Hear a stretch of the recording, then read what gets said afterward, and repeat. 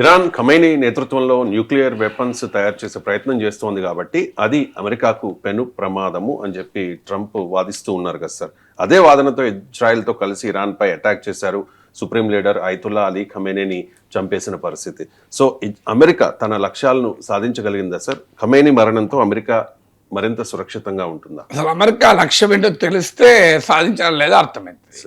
What is America లక్ష్యం? Iran అణ్వాయుధాలు తయారు చేయకుండా ఆపడమే లక్ష్యమైతే ఇరాన్ అందుకు అంగీకరించింది. ఒమన్ ఫారిన్ మినిస్టర్ చెప్తున్నాడు ఓపెన్గా, ఒమన్ మధ్యవర్తిత్వంలోనే టాక్స్ జరిగాయి. ఒమన్ ఫారిన్ మినిస్టర్ చెప్తున్నాడు డీల్ కొరకు 24 గంటల్లో ఒప్పందం కుదిరేది, న్యూక్లియర్ ఆప్షన్ వదిలేయాలి, న్యూక్లియర్ మెటీరియల్ నిల్వ చేసుకోకూడదు. ఇలా అమెరికా కండిషన్స్ అన్నిటికీ ఇరాన్ అంగీకరించింది అని చెప్పాడు. మరి ఏం సాధించారు యుద్ధం చేసి? యుద్ధాలు లేకపోయినా వాళ్ళు ఒప్పుకోవడానికి రెడీగా ఉన్నారు కదా. ఇప్పుడేం కొత్త 2015లో ఒబామా ప్రెసిడెంట్గా ఉన్నప్పుడు ఇరాన్ ఒప్పుకుంది కదా. 2015లో ఒబామా నాయకత్వంలో అమెరికా ఉన్న సమయంలో ఒప్పందం కుదిరాక 2018లో ట్రంప్ వచ్చి ఇరాన్ డీల్ను బ్రేక్ చేసేంత వరకు ఇరాన్ న్యూక్లియర్ ప్రోగ్రామ్ పైన international atomic energy agency, America జేబు సంస్థ, ఐఏఏ సూపర్విజన్ ఉంది కదా అణ్వాయుధాలు తయారు చేయకుండా. ఆ సూపర్విజన్కి ఇరాన్ ఇప్పటికీ అంగీకరించింది కదా. ఇక మరి కొత్తగా అంగీకరించేది ఉంది. ఖచ్చితంగా ఇరాన్ అణ్వాయుధాలు తయారు చేయడం ప్రమాదకరం, దాన్ని నియంత్రించాల్సిందే, డిస్ప్యూట్ లేదు. నియంత్రించడానికి ఐఏఈఏతో ప్రోటోకాల్ ఉపయోగపడుతుంది, ఒబామా టైంలో కుదుర్చుకున్న ఒప్పందం ఉపయోగపడుతుంది. సో ట్రంప్ ఆ ఒప్పందం నుంచి బయటకు వచ్చింది అమెరికా కదా, ఇరాన్ కాదు కదా. సో అందువల్ల అదే లక్ష్యం అయితే యుద్ధంతో సంబంధం లేకుండా ఆ లక్ష్యాన్ని సాధించడానికి అవకాశం ఉంది. కానీ అది లక్ష్యం కాదు. మరి లక్ష్యం ఏంటి? లక్ష్యం ఏంటంటే ఇరాన్లో రెజీమ్ చేంజ్. అసలు లక్ష్యం ఏంటంటే ఇరాన్లో వ్యవస్థను, అధికార వ్యవస్థను మార్చాలి. ఎందుకంటే 1979 కన్నా ముందు అమెరికాకు అనుకూలమైన రాజు ఇరాన్ను పాలించాడు. సో ఈ 1979 నుంచి అమెరికా వ్యతిరేక పాలకులు ఉన్నారు. ఖమైనీ నాయకత్వంలోని ఇస్లామిక్ రెజీమ్ 47 ఏళ్లుగా అమెరికా ఆధిపత్యాన్ని ప్రశ్నిస్తూ వస్తోంది. ఇజ్రాయిల్తో సంబంధాలు పెంచుకోవటానికి ఇతర అరబ్ దేశాలన్నీ అమెరికా ఒత్తిడి మేరకు ఒక్కొక్క దేశం అంగీకరిస్తుంటే ఇరాన్ అంగీకరించలేదు. ఇరాన్ ఈ ప్రాంతంలో ఒక రీజనల్ పవర్గా ఎమర్జ్ అవుతూ వచ్చింది. సో అందువల్ల ఇరాన్ పైన అమెరికా దాడి చేసడానికి కారణం అక్కడున్న ప్రభుత్వాన్ని అంతం చేయాలని. పోనీ అదైనా జరుగుతుందా?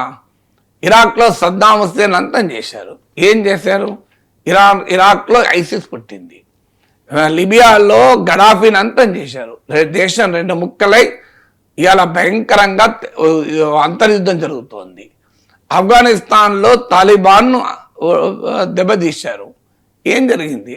20 ఏళ్ల పాటు అమెరికా అనుకూల ప్రభుత్వం పాలించాక ఇక మేము ఈ దేశాన్ని పాలించలేము, మా తరం కాదు అని చెప్పి అదే తాలిబాన్లతో ఒప్పందం చేసుకుని దేశాన్ని, ఆఫ్ఘనిస్తాన్ను, ఆయుధాలను అన్నిటినీ తాలిబాన్కి అప్పచెప్పి వెళ్ళిపోయారు. 20 ఏళ్ల తర్వాత కూడా కదా, ఇదే అనుభవం కదా. సో అందువల్ల ఇవాళ ఇరాన్లో కూడా నిజంగానే అమెరికా ఏ లక్ష్యాన్ని సాధించగలుగుతుంది? ఒక ప్రజాస్వామికమైన, రాజ్యాంగబద్ధమైన పౌర హక్కులను కాపాడేటువంటి ప్రభుత్వాన్ని అమెరికా తేగలుగుతుందా? You cannot export democracy. మనం ప్రజాస్వామ్యాన్ని ఎగుమతి చేయలేము. యూ కెనాట్ ఎక్స్పోర్ట్ ప్రపంచంలో democracy is not a commodity that can be exported. ఇది ప్రపంచ అనుభవం అంతా చెప్తోంది కదా. అందువల్ల అమెరికా ఇంటర్వెన్షన్ వల్ల ఇరాన్లో ఏం జరుగుతుంది అంటే ఇరాన్ నుంచి మరో ఐసిస్ కన్నా ప్రమాదకరమైన తీవ్రవాద సంస్థలు పుట్టుకొస్తాయి. లేదంటే 10 ఏళ్ళు 20 ఏళ్ళు ఇలాగే రావణ కాష్టంలాగా మండి ఈ ప్రాంతాన్ని, ప్రపంచాన్ని అస్థిరపరిచి అమెరికాకు ప్రమాదకరంగా మారి, ప్రపంచానికి ప్రమాదకరంగా మారిన తర్వాత వన్ ఫైన్ మార్నింగ్ మళ్ళీ అమెరికా పాలకులు మళ్ళీ ఆ ఇరాన్లో ఒప్పందం చేసుకుని తోక ముడుచుకొని వెళ్ళిపోతారు. This is an experience in Afghanistan. Afghanistan అనేది ఇరాన్లో రిపీట్ కాదని ఎవరు చెప్పగలుగుతారు?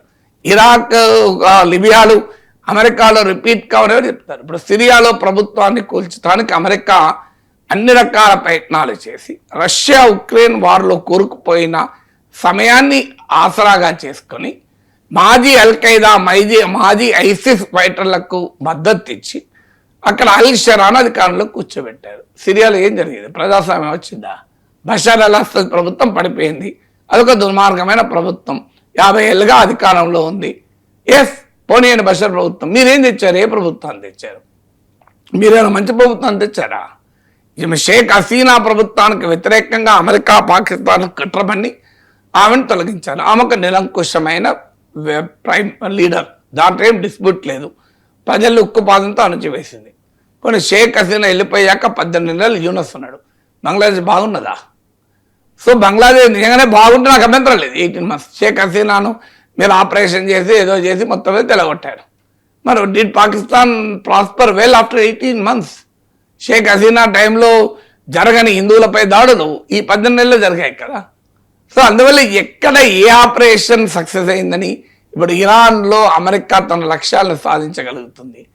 సో మరింతగా ఈ ప్రాంతం అస్థిరత అవుతుంది, ప్రపంచంలో మరింత అస్థిరత పెరుగుతుంది. మీరు చూడండి, ఈ 20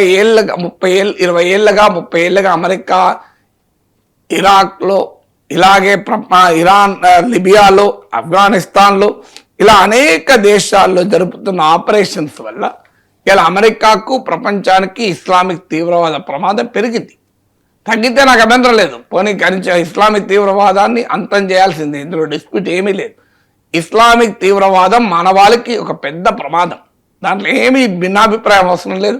ఒక భారతీయుడిగా మనకు చాలా ఎక్కువ అనుభవం కూడా ఉంది. కానీ నిజంగానే అమెరికా ఇస్లామిక్ తీవ్రవాదాన్ని అంతం చేస్తుందా, పెంచుతుందా? అల్ ఖైదాను సృష్టించింది ఎవరు? అమెరికా ఆఫ్ఘనిస్తాన్లో జరిపినటువంటి ఆపరేషన్స్ నుంచి పాకిస్తాన్, సౌదీ అరేబియాల సహకారంతో ఒసామా బిన్ లాడెన్ పుట్టాడు, అల్ ఖైదా పుట్టింది. అమెరికా ఇరాక్లో జరిపిన సిరియాలో జరిపిన రణనీతి నుంచి ఐసిస్ పుట్టింది. What is ISIS? Islamic state in Iraq and Syria కదా. ఇరాక్ అండ్ సిరియాలో ఆపరేషన్ జరిపింది ఎవరు? అమెరికా కదా. సో ఇప్పుడు ఇరాన్ నుంచి ఇంకో మరో ప్రమాదకరమైన ఇస్లామిక్ తీవ్రవాద శక్తి పుట్టే ప్రమాదం లేదా? అమెరికా అండదండలున్న పాకిస్తాన్ గడ్డ నుంచి లష్కర్-ఈ తోయిబా, జైష్ మొహమ్మద్ పుట్టడం లేదా? So what will happen? మీకు అమెరికా మద్దతు వల్ల బంగ్లాదేశ్లో జమాత్ ఇస్లామీ బంగ్లాదేశ్ పెరగలేదా? సో ప్రపంచవ్యాప్తంగా ఇస్లామిక్ తీవ్రవాద శక్తులకు ఊతాన్నిస్తున్నది America foreign policy. So America Islamic టెర్రర్ని ఏదో అంతం చేస్తుంది అనుకుంటే పొరపాటు. సో ఇస్లామిక్ టెర్రర్ సృష్టిలో, ప్రవర్తమానంలో, సస్టైన్ కావడంలో అమెరికా ప్రధానమైన పాత్ర పోషిస్తుంది.